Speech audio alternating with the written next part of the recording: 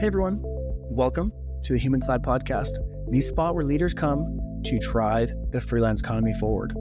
So today we have Henning Schwinum.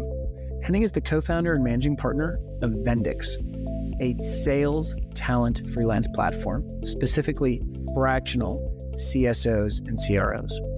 So a couple key reasons I can't wait for you to learn from Henning. The first being Henning takes a very process-oriented mindset. This is not just let me hire a freelancer or post a job for a freelancer. Instead, this is how do I fundamentally transform my organization? Specifically, how do I grow my organization by thinking efficiently? And freelance is really just that tool.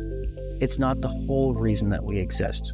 So in his case, fractional sales leadership is that tool to grow the company, and it is a more efficient tool than defaulting to full-time or agency. So that's the first thing. The second thing is that sales in itself is one of those skills that can be a massive, massive unlock for your company and for the freelance economy as a whole, but no one's really been able to figure it out. So without further ado, sit back, enjoy, and go drive some change.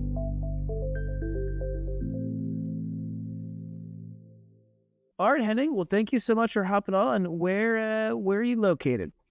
I live on the Central Coast in Florida, a town called San Luis Obispo. Most people know it when they travel to PCH. You pass through our town inevitably. Nice. And so listen, there's a couple different directions, but let me give you the layout of why I'm super pumped to meet you. And we haven't met prior, so we're doing both, right? We're doing a little intro as well as learning all about the company that you've built. And so when our team found you, I think it was about 3 or 6 months ago.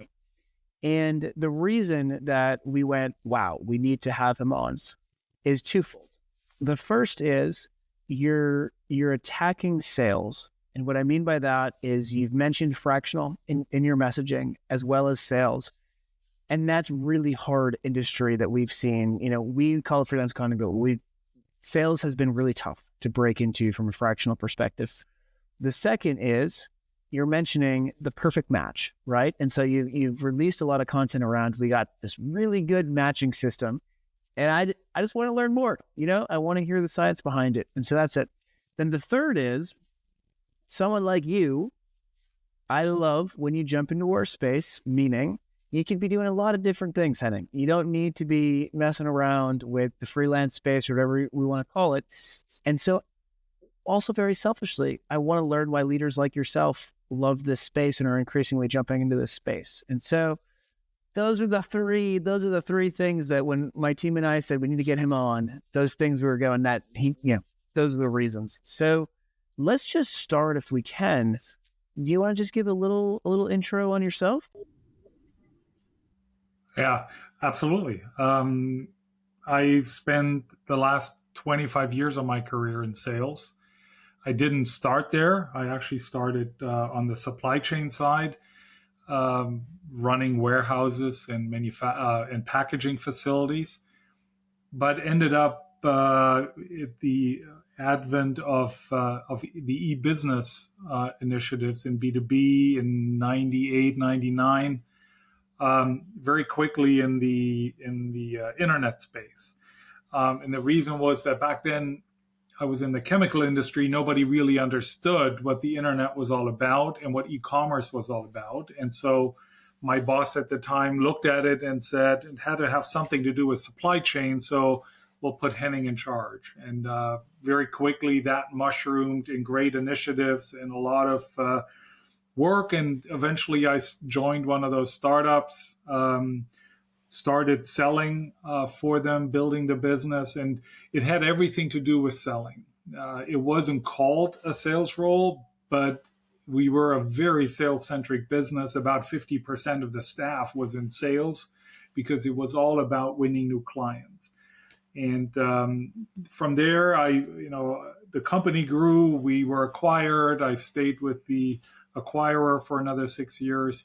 And so in total, about 25 years of sales, starting with chemicals, then moving into software, professional services, the whole gamut of products that you can imagine or product groups that you can imagine. And 4.5 years ago, I was done with my corporate sales leadership career. I felt, I had learned enough, and I wanted to build, to fix, to grow in smaller businesses and do it as a fractional executive. And back then, I was not well connected enough. I just didn't know enough founders, owners, CEOs. I didn't know enough board members, advisors, VCs, private equity groups, sort of the space that I'm dabbling in now massively. I didn't know anybody. And when I looked for a matchmaker, I couldn't find one. And that led me to say, on the very simple product market fit assumption, what I'm missing, others must be missing too. I said, let me build that matchmaker and be the matchmaker for all the fractional sales leaders that are out there. And for the last 4.5 years, that's what I've been doing. Yeah, and how do we pronounce it? Is it Vendux? Vendux. It's Latin, two Latin words merged together. Venditio is sales and dux is leadership. Incredible. And so when you were looking, why, or how do I say this?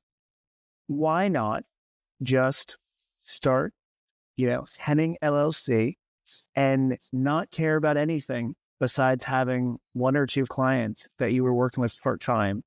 Was that part of your calculation? No, it wasn't. I joined a startup back in 2002 as one of the first employees, and that's the business we grew.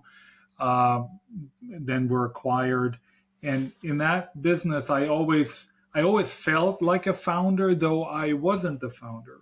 And I always told myself, I don't think I could be a founder because I'm lacking a good business idea. I wouldn't know what business to start. I'm great at scaling it, and I'm great at building it out and running it, but I didn't have a business idea until I was faced with this issue of finding assignments and lacking connection. And then that was sort of the eureka moment, if you will, where I said, that is a business idea.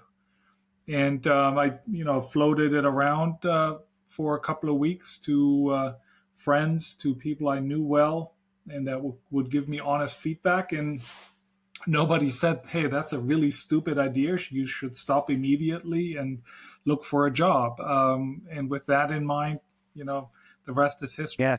And let me ask some questions to understand with Vendux, so our listeners kind of have a lay of the land. So what does a typical engagement look like? Is this a fractional CRO coming in for 3 to 6 months to 9 months? What does a typical sort of match look like for you?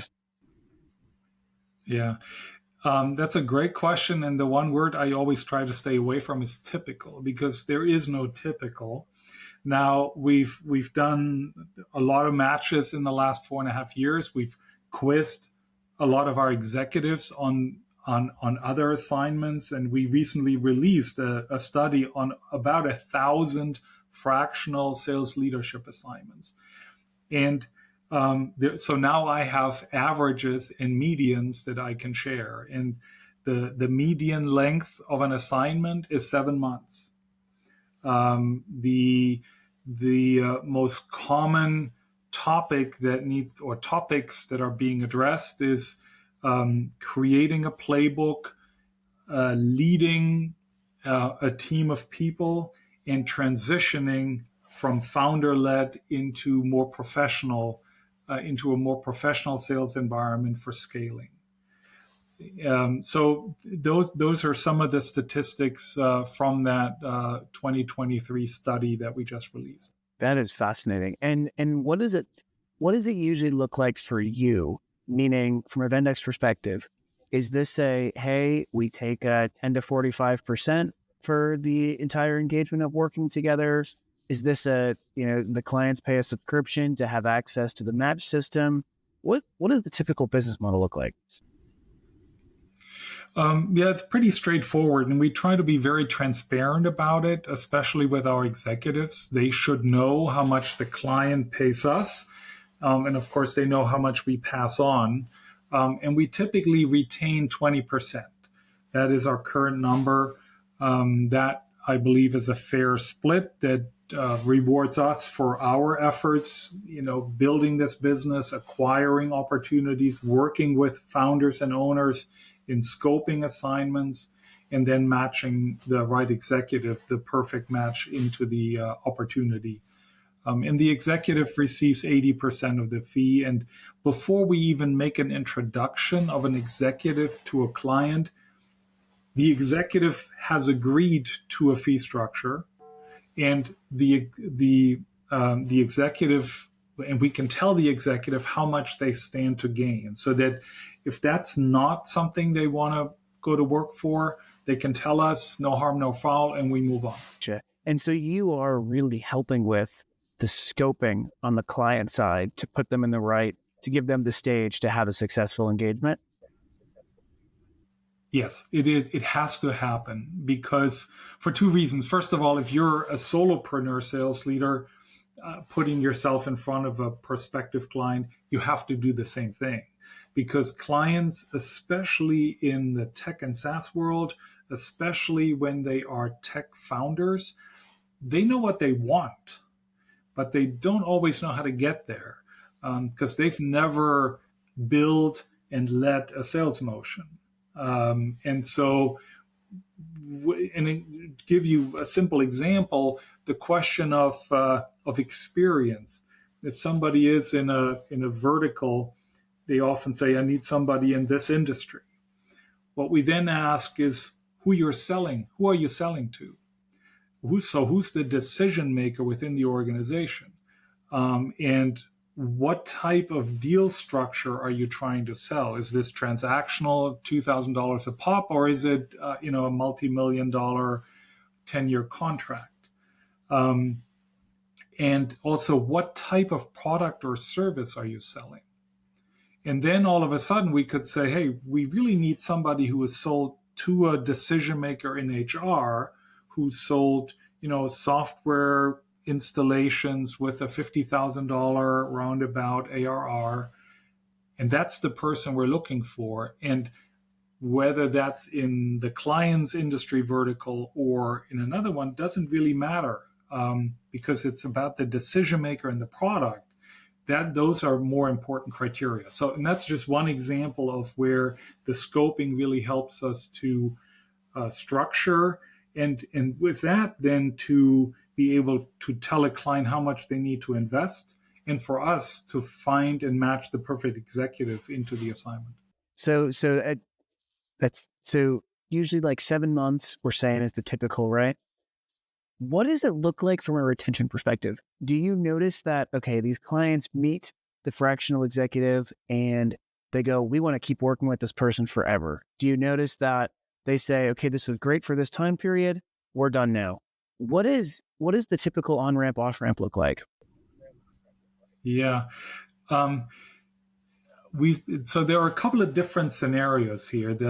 In the sort of most common idealized scenario, you have a fast-growing company, and the executive exits at the time that the client needs a full-time resource, a full-time sales leader.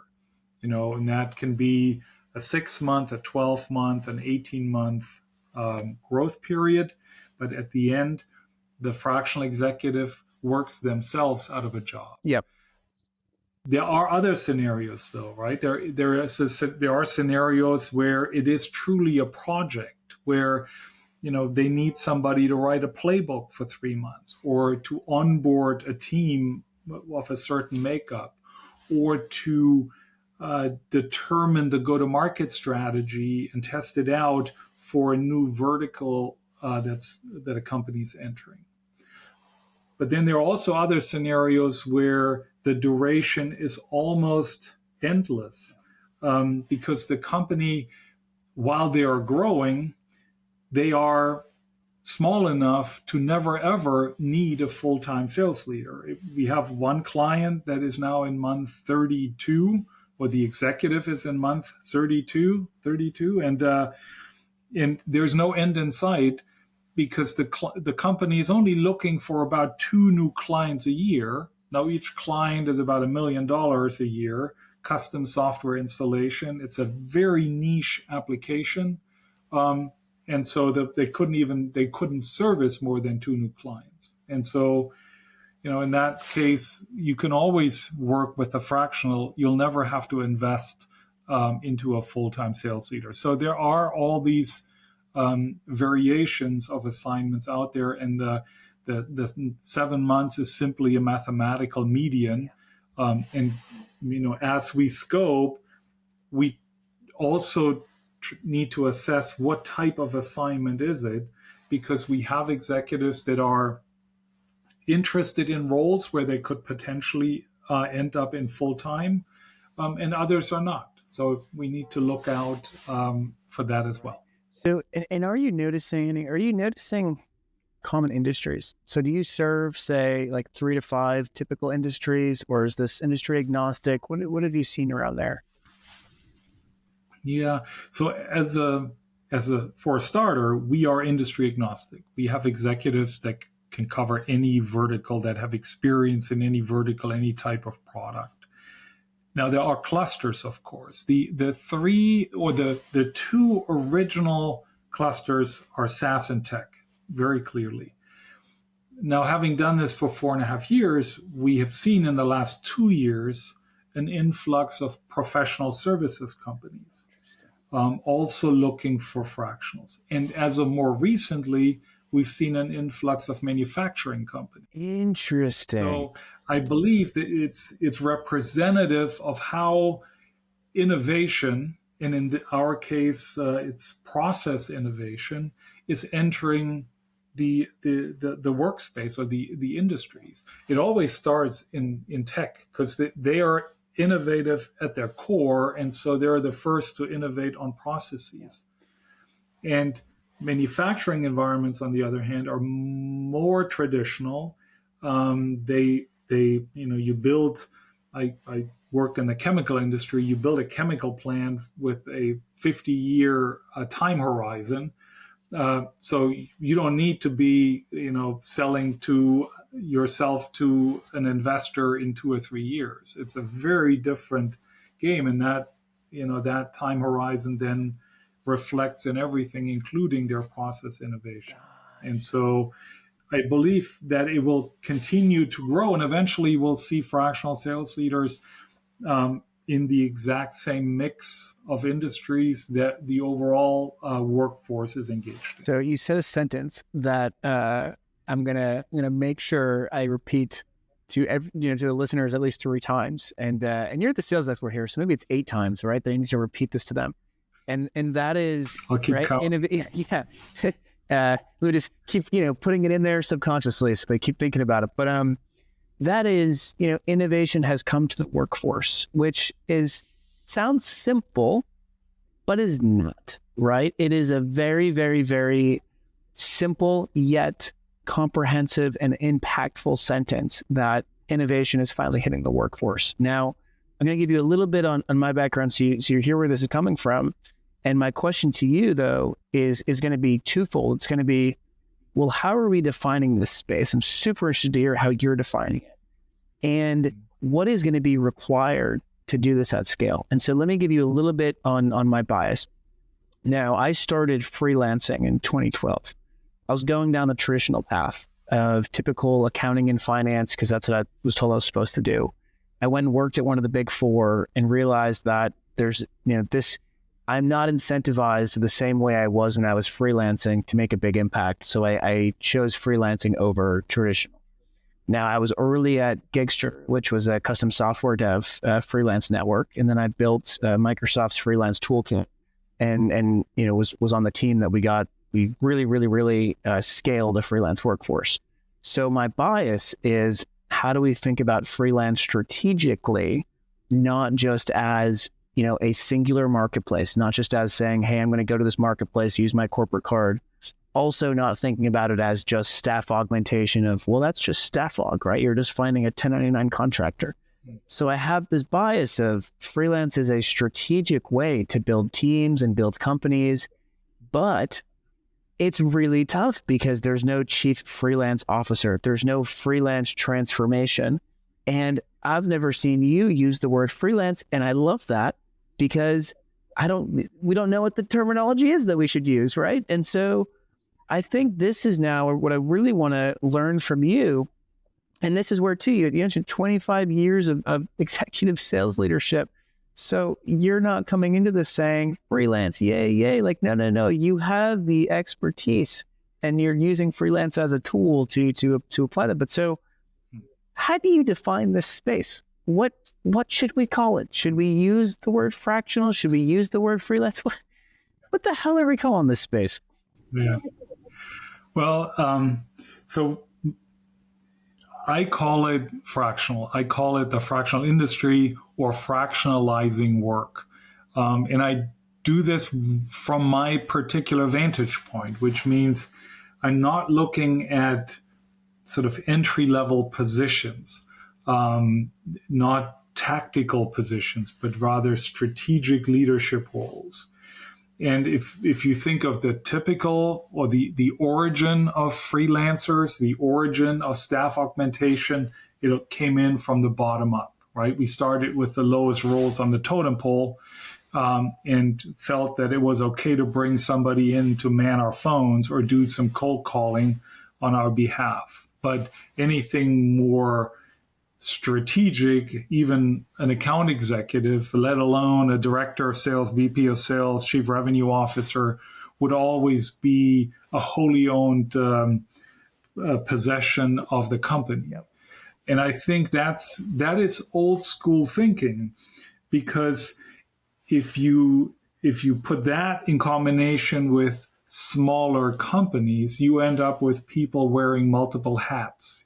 You have a COO that's also the head of finance / CFO, is the head of sales, and is also the one who procures the equipment and the materials for the office, right? And we're human. No one is good at a lot of different things. We're all good at one or two things, and the rest we can get by. And the old growth model, the old startup model, was be scrappy and hustle. And that to me also means you're a little dumb, because you're wasting time and resource on things you're not good at. You're wasting time switching from one task to another. And the better way to think about it is to fractionalize and to say, how much sales leadership resource do I need? And to, as an example of not fractionalizing, that's the player coach in sales, right? The sales manager or sales director who also has a quota and is an individual contributor.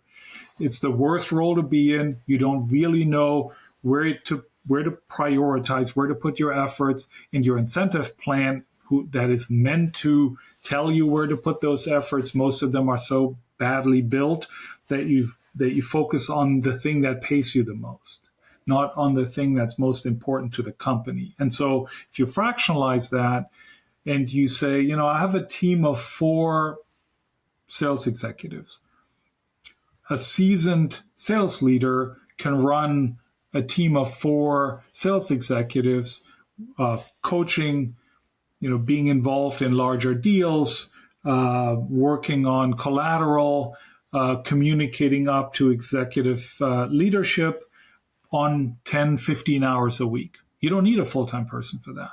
So contract 10 hours of sales leadership, and then, if you need another sales executive, use the rest of the money to bring in another sales executive. Same between sales and marketing, right? We have all these sales and marketing leaders. And they often have a history and priority on one or the other side, but never really balanced on both. Fractionalize it. Bring in 2 fractional resources, one with focus on sales and one with focus on marketing.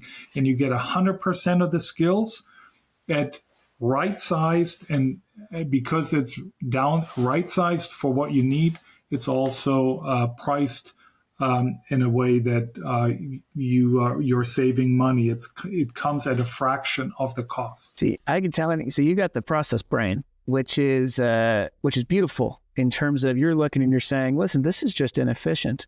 One of the toughest things from the client side is that there's clear, how do I say it? There's the clear triangle, which is the speed, cost, quality triangle. And so we know that if we go with a fractional individual, and then to extrapolate, if we go with a fractional platform like yours, we know that speed-wise, it would take us 3 to 6 months to find the person that you will. So, and we know you can find that person in 2 to 5 days. So speed, check that, right?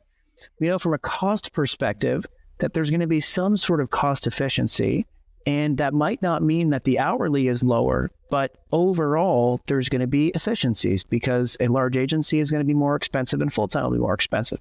So now check the cost off, right? And from a quality perspective, it is really tough to measure, but we do know that there are some, rating and review metrics, and we know that there's now upskill data to say that freelancers or fractional or independents, whatever you want to call them, we know that there's a 20% deviation, meaning that they upskill faster than 20% of full-time people. So listen, the value prop in the business case is pretty obvious in that case, but it gets really tough when we're actually trying to figure out who's incented to take this on, right? And that's where, in hearing you, I would want to have you sit in front of every single CEO and just tell them about how, from a sales perspective, just full-time is inefficient, right? So I love hearing you break down the process. Now, I'm going to give you some common objections, and I really can't wait to hear how you take this. So the first one I'm going to give you is, let's talk about onboarding. Actually, no, I'm going to tell you two, just so you know the next one. The second one, we're going to talk about loyalty, right? So how do I know this person is loyal? Why would I not just hire someone full-time? Because that full-time person is bought in, right? Supposedly. That full-time person is more bought in than any fractional folk will ever be. I think that's bullshit, but whatever. So let's start with this first one, though. So onboarding. Okay, you're going to get me matched with the perfect candidate in 2 to 5 days, but what does the onboarding look like? Well, the onboarding is faster for two reasons. One is that we are really matching on the required skills for the assignment itself. So if it's a 3 to 6 months assignment, we look at the goals for those 3 to 6 months and we match on what's required to achieve those goals. What do most companies hire on? Some culture, component, some growth and development component, the ability that person could potentially take on larger roles or different roles within the organization. And that it's not only takes a whole lot longer to then find the right person, but it's also less of a match from a skill perspective, because what you need to match against is far broader than for a fractional assignment. Gotcha. Beautiful. Okay, that was less than 2 minutes, Henning. Chuck, check that one off. The big insight there is, listen, when we hire full-time, generally, we just look at all the bullets and we say, okay, that's good enough. And then it takes 3 to 6 months to be able to figure out if that person's the right person, where for you, you're working to actually scope the right work so that if there's not results within, and results are obviously subjective, but if there's not results within a month, well, we know that we probably went with the wrong person. But so let's hit the second one. Loyalty. Yeah. I'm gonna sound like a very curmudgeon client, right? So loyalty. How do I know this person cares about my company, right? How do I know this person's going to stay with the company? Why?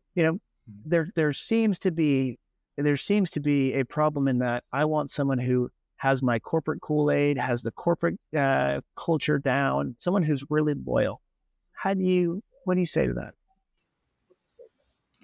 Well, first of all, there are studies out there that tell us that contractors are at least as loyal as full-time employees. In some cases, studies actually show that they're more loyal. Then I would say in our particular case, when we're staffing sales leadership roles, the tenure of a sales leader today is somewhere between 15 and 18 months. So why do we even talk about loyalty when the person is gone after a year anyhow? And so it's and then the third point would be that a fractional executive is very dependent on what we will call a positive rating, on referrals, on a good reputation. And he or she will do everything to make this assignment successful. And that's different from a full-time employee who, can move on, and they don't necessarily care about their reputation because they're full-time. What often happens is they turn around, and when they move on to the next role, they put all the blame on the company, because it often isn't their fault that things went south. It's somebody else's fault, and it's really easy to blame the company. So the whole notion of loyalty when it's a full-time employee and no loyalty when it's a contractor is BS. It's an old-fashioned notion that study after study tells us is not true. That was incredible. So let's I want to give you space to tell us about some big client wins. And then after we talk about the big client wins, the last thing we're going to talk about is we're going to hit on what you've learned. And so you started in 2019, right? Okay, so you started in 2019. So you started right before COVID. Now, from my vantage point, since, circa around 2012, the industry today looks fundamentally different than 2020, and 2020 looks fundamentally different than 2016, and 2016 looks fundamentally different than 2010, right? So the industry, which we still haven't figured out what the hell to call it. You would call it fractional. My answer is whatever the client calls it, you call it, right? So just don't get the client confused. If they think something, let them think it. But let's hit on the first thing. Let's talk some big client wins. I'd love to hear some of the ones you're most proud of. Yeah. Well, let me sort of deflate that topic a little bit, because for starters, fractional executives are mostly found in small companies. So our target audience is anywhere from 0 to 30 to maybe $40 million in revenue.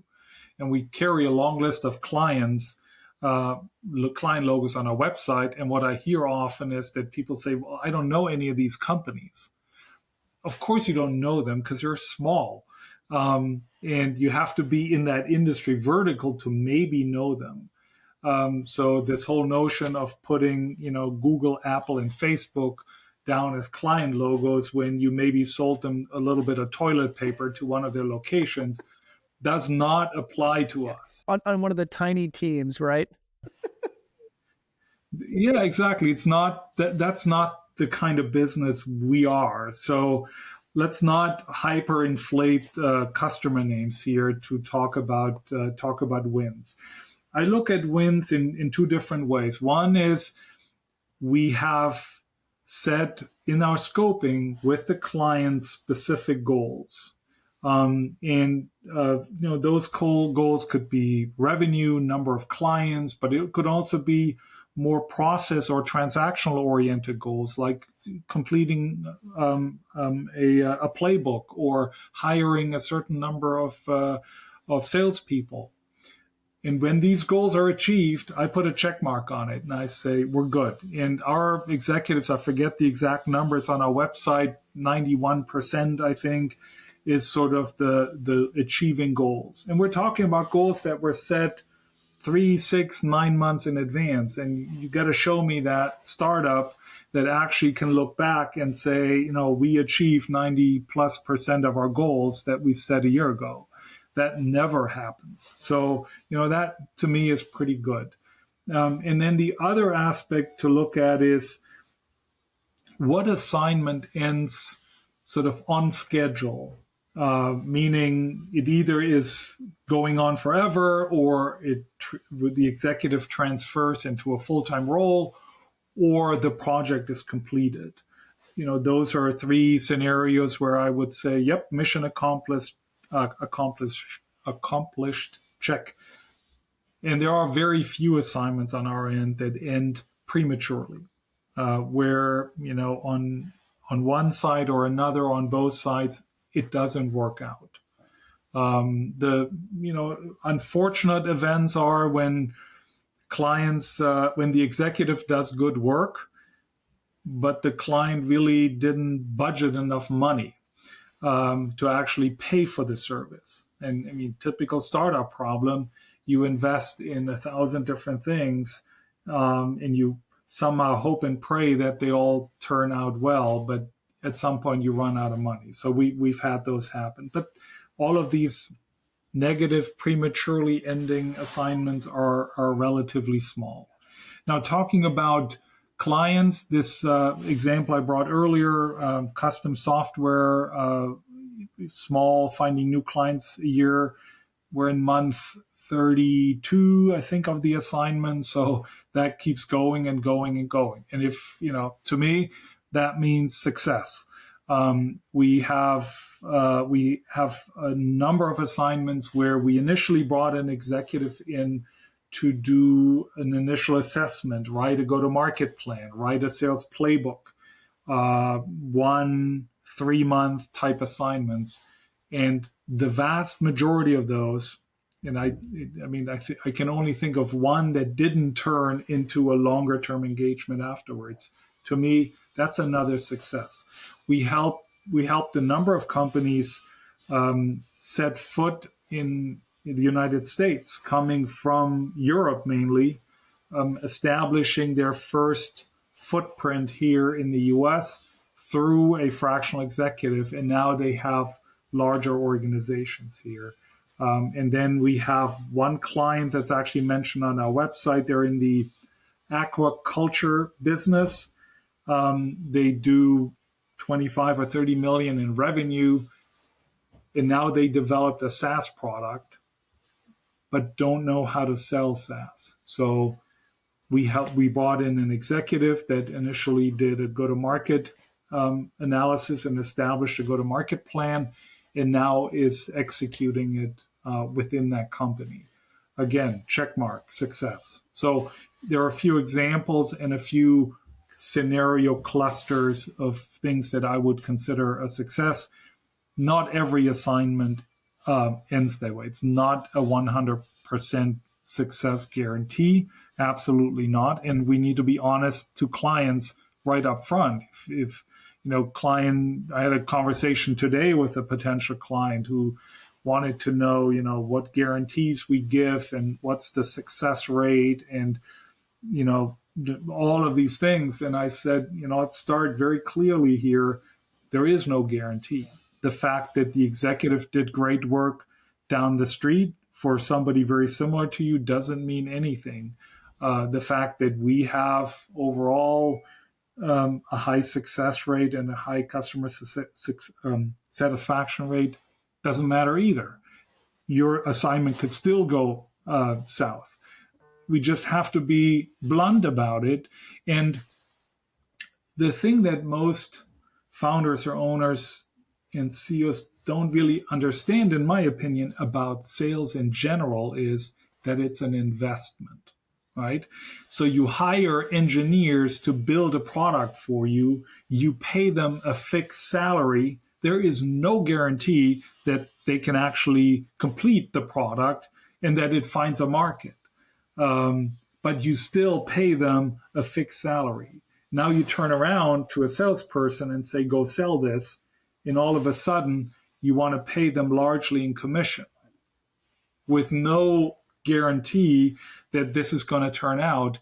And, what I tell clients is you'll always find someone who is willing to take the risk of a commission only or a largely commission role, because there are people out there that are desperate. You'll find somebody.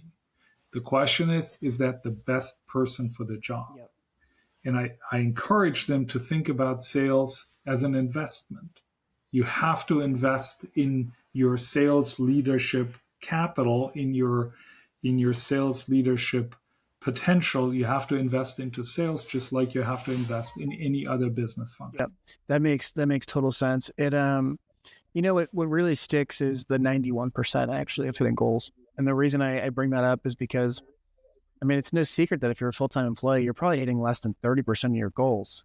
And it's more expensive to get rid of you than it is to shift you or to just keep you there. And so, that is a very, very tangible proof point. Now, I wonder when talking about, and I couldn't agree more about the investment point, I think it's actually a lot easier to say, hey, we're going to invest in a fractional sales executive who's going to give us a playbook and is going to give us a infrastructure. That to me sounds a lot easier than we're going to go hire an SDR, right? And invest in an SDR. That's tough. That's a tough sell. But I wonder, Henning, these fractional executives, are you seeing them? What are some of the main things? Actually, I'm gonna ask you some quick things because I'm really interested in the scope that you're seeing with them. Are they managing teams? Yes, they do. In about 50% of the cases, there is team management involved. Wow. Do you know how do I say this? Every executive needs to know that, and they don't know that, is the way I would put it. And I know you're dealing mostly with the small business side, but that's one of the misunderstandings is that, oh, this person is just they're an IC, right? They're here to execute. And that's one of the things we're growing as an industry. So, okay, so they're managing teams, right? Are they usually on-site or remote? 95% of our assignments are remote. 95% remote. Gotcha. And does remote mean that they're always remote, or do they show up, say, once a month on site or once a quarter on site? Do you see that hybrid relationship? I wouldn't call that a hybrid. Hybrid to me is 2 days in the office, 3 days at home. Showing up, if you're a remote salesperson or any level in sales and you're remote, you do show up at the office or at some other location on a regular basis. Once a month, once a quarter, you do trade shows together. I mean, I've ran remote sales teams for years, and as a team, I got together with my salespeople one-on-one on a regular basis. That's not hybrid. That is simply the nature of running a remote sales team. Gotcha. And last one, and it's what's really refreshing is you see entrepreneurs, and this is like an entrepreneurship thing, but also especially in freelance, is they'll come into this space and they'll try to create a whole new playbook, right? And they'll be like, hey, we need to do everything brand new. And they'll get some early traction. They might get some investment. They might get into YC. But the reality is from a real scale perspective, people don't like change. And so from our perspective, in terms of like being a work innovation, if you show up and say, hey, we're going to have all new processes, what you're really saying is you're going to get rid of HR, you're going to get rid of procurement, and you're going to freak a lot of people out. And so what I hear you mentioning the remote/hybrid, what I hear you not explicitly saying, but inexplicitly saying is, listen, this isn't that different, right? The only thing that's really different is that we're starting from a place of fractional, but we're not replacing all these work norms. We're not replacing the actual work itself. We're literally just saying there's a more efficient way to create the match and to collaborate. Am I right for thinking that, or am I off the mark? Yeah. So everything you're saying actually should lead people to say, yep, we should start with the fractional sales and fractional sales leaders, because the remote model is most common functionally, very common in sales, way more common even today than any other role within the company. So it makes perfect sense for sales to be at the leading edge of it.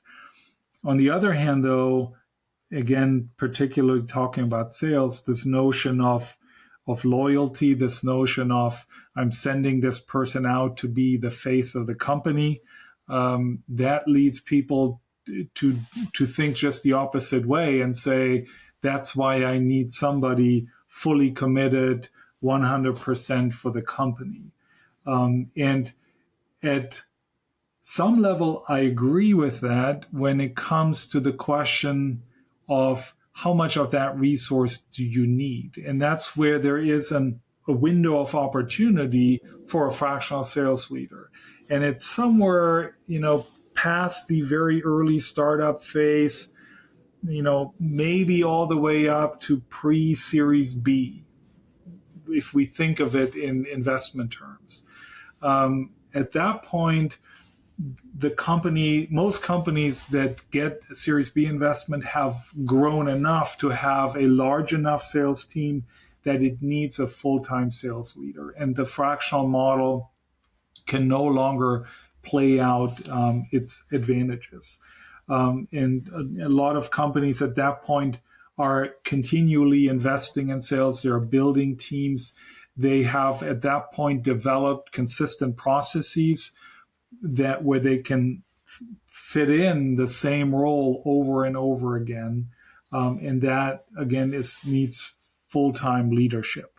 And the fractional model uses its attractiveness. At that point, though, a fractional sales leader can come in and build out a new market, can develop a go-to-market plan for a new region, a new product, a new vertical that they're entering. So any of these, so I do see the cutoff a little beyond a $30-40 million revenue picture, but I don't think coming at it from the other end that it's a solution for a Fortune 5000 company. Interesting. And I say this after having worked in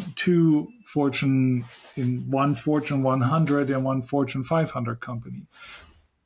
And the way I put this is a little simplified, because I said when I was in these companies, I got 80% of my salary for knowing my way around on the inside, for knowing how to get shit, pardon my French, done on the inside. And that is something a fractional executive cannot bring to the table. They just don't have that. The Fortune 5000 is an ideal space for consultants, where you come in, you look around, and based on experience in hundreds of other companies, you're saying this is the best practice and this is what you should do. But then you get the hell out and let them decide if and how to implement it. A fractional executive, as you know, is different. They stick around for the implementation. They don't only write the go-to-market plan, they put it in place. And you can't do that in a Fortune 5000 company without having the inside track. Yeah, it's interesting about, I wonder what, I hear you. I totally disagree with you. and here's why. And here's why. I don't fully disagree, but I disagree. So the 15 plus years of experience or the 10 plus years of experience at a company gives you the ability to navigate exactly like you're talking about. And when we are working with, we can call them change makers, when we're working with leaders that can take initiatives, especially a freelance program, and scale that across the company, they need to have 10 plus years of experience in that org to have the internal, social capital for that. Mm-hmm. Now, here's where I question. I've seen, one of the best bosses I ever worked with in my life, she was full-time and then she was fractional. And when she was fractional was when she gathered the most social capital internally, because she wasn't restricted to only working with one team. So the only reason I question is we've seen that the external is actually able to navigate in ways that seem easier, meaning meet more people internally and work with more teams across the company. And so I totally agree with you that the internal know-with-all and social capital, that is something that is a necessity. But where I struggle is I don't think that being full-time is the only way to get it. And at times I've actually seen the freelance fractional part-time actually be easier to do that. So I'm not saying fully no, but I'm going, hey, I don't know, there's something there. No, yeah, the scenario you're describing, I've seen that before, and it's actually a very it's a soft landing when you enter the fractional executive space, that your current employer becomes your first client. In those scenarios, absolutely, they work out. You might, in your example, the person wasn't just equally good, but they were even better as a fractional. But the scenario I'm always thinking of is to bring somebody in from the outside without any, and not only social capital, but also knowledge of internal processes, of internal culture and ways to do things. And I mean, the larger the company gets, the more convoluted and unstructured these decision processes become, and that's why I think it's not a good fit for Fortune 5000. We're gonna have a longer talk about it, and we're gonna have a longer talk because the I think the crux of it, the first principle, is that for a full-time employee to be able to work with another team, generally you get into an internal politic debate that you basically, your leader, boss, whatever, takes it as, oh, you want an internal transfer? And the reality is, no, I just want to spend 10% of my time there. And as the external, it's much easier to go, hey, do you have budget for 10% of my time? Then can we initiate the internal transfer process, right? And also the internal politics of, oh no, does my boss now know that I want to potentially work some time over there? So it's interesting. But listen, Henning, I know, we're about to be on time. So there is so much more that, I would like to talk with you. And for you listeners out there, what I'm just beyond excited that you've learned over the past hour is you have to do this. You have to think about this. You have to look into having fractional sales, executive coverage and exposure. And I will tell you, Henning, about 3 months ago, there was an influx of Fortune 100 companies saying, hey, can we have some of our sales folks start as fractional? And I wish I had known you at that time, because I would have literally gone, talk to Henning. The answer is yes, but he's going to be the expert at it. So listen, the most important question that we always ask, and I know we have 2 minutes left, I want to respect your time, is tell people where they can find you, and then tell people your favorite animal and why. Oh, wow. So my favorite animal is a human. I prefer two-legged over four-legged, or otherwise multi-legged. If you know my name, I'm the only one by that name on LinkedIn, so I'm easy to find. There is no other Henning Schwinum on LinkedIn, but you can also go to our website, Vendux, and it's .org, vendux.org, and you'll find me. Incredible. Henning, thank you so much for hopping on. Thank you. Take care. Bye-bye.